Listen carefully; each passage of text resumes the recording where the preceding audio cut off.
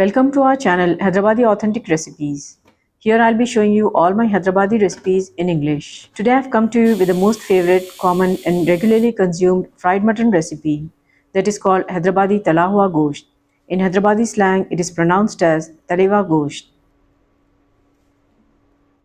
Here I've taken half a kg of boneless mutton that is nearly 1 pound. I've washed it thoroughly and put it in the strainer for 15 minutes so that the water is strained well. Now I'll marinate the mutton. I'm adding 1 tablespoon ginger garlic paste, half a teaspoon turmeric powder, 1 teaspoon salt, 1 1/2 teaspoon red chili powder. I'm going to add more of red chili powder while frying, so I'll be careful here in adding its quantity. See, I'm mixing it well. I'll close its lid and let it rest for an hour in the refrigerator. After an hour of marinating the mutton, I'm going to tenderize it. Here I'm using a pressure cooker. Half a cup of water. Mutton will also leave its water and I'll cook till 2 to 3 whistles only because this mutton is fresh and also the marination with ginger garlic paste will help it in tenderizing faster. You can add 3/4 cup water if it is frozen and if it takes time to tenderize. When the pressure subsides, then only open the lid please. This act is more prone to accidents. For people who need to save time, you can add mutton tenderizer and skip the marination process too. Mutton looks tender. Now I'm going to add this to a frying pan. Let the water in it evaporate. Now I'm adding 1 tablespoon oil. We will add oil gradually while frying the mutton. I'm stirring frequently to avoid burning and to prevent the masala from getting stuck to the pan.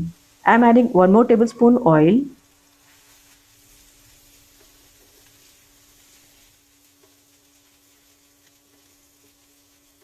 1 more tablespoon of oil will go into this. You can see it is coming to the dark brown texture. I'll add 1 teaspoon red chili powder and this will add to the gravy. I'll fry till red chili powder gets darker too and is fried well. I'm adding 1 1/2 tablespoon lemon juice. I'll mix it well while frying for half a minute and then remove this fried mutton from the pan. I'm going to leave some masala or the gravy in the pan. Into this gravy, I'll add 1 more tablespoon oil, 1 teaspoon red chili powder, 1/4 teaspoon salt. I have 250 grams or nearly half a pound freshly cooked rice, or you can use the leftover rice. This was a general practice of our mothers that they used to fry a handful of rice in the leftover masala. But here I'll make that masala rice in a bigger quantity that will serve as a full meal for 3 people. I'll fry this rice while mixing it with masala. You can have this masala rice with the fried mutton only. And believe me, nothing is more tastier than this combination of two.